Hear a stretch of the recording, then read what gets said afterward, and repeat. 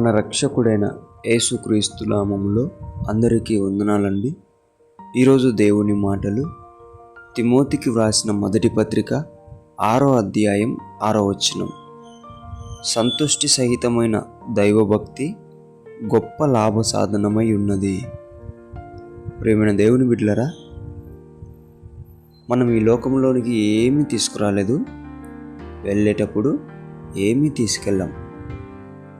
కాబట్టి మనం ఎందుకు దేవుడు అది ఇవ్వలేదు ఇది ఇవ్వలేదని చెప్పేసి దేవుడి నుంచి పారిపోతూ ఉన్నాం, చెడిపోతూ ఉన్నాం, పాపంలో పడిపోతూ ఉన్నాం? ఎందుకు? దేవుని బిడ్డలారా, దేవుడిచ్చిన దానిలో సంతృప్తి కలిగి నువ్వు గనక జీవిస్తే అందులోనే ఆశీర్వాదం, అందులోనే గొప్ప లాభ సాధనమై ఉన్నదని దేవుడు సెలవిస్తున్నాడు.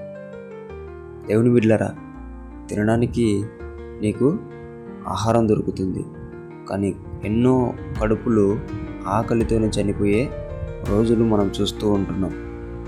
కట్టుకోవడానికి బట్ట నీకు దొరుకుతుంది, ఉండడానికి స్థలం నీకు దొరుకుతుంది, అవి లేని వాళ్ళు ఎంతోమంది. అది ఆలోచించండి. అంతేకాని లేని దాని కొరకు ఆరాటపడి లేనిపోని జబ్బులు తెచ్చుకొని దేవునికి దూరం అవ్వకండి. పాపంలో పడిపోయి దేవునికి దూరం అవ్వకండి. శాపాన్ని కొని తెచ్చుకోకండి. దేవుని బిడ్డలారా, సంతుష్టి సహితమైన దైవభక్తి గొప్ప లాభ సాధనమై ఉన్నది. ఎప్పుడైతే నీవు దేవుడిచ్చిన దానిలో సంతృప్తి కలిగి ఉంటావో, దానిలో దైవభక్తి చేస్తావో, అదే నీకు ఆశీర్వాదకరం, అదే నీకు దీవెనకరం. కాబట్టి దేవుని బిడ్డలారా, ఆయన ఇచ్చిన దానిలో సంతృష్టి కలిగి జీవించి దేవునితో సహవాసం చేస్తూ జీవించాలని దేవుని బిడ్డ మనవి చేసుకుంటున్నాను. దేవుడి మాటలను దీవించునుగాక. ప్రార్థిద్దాం.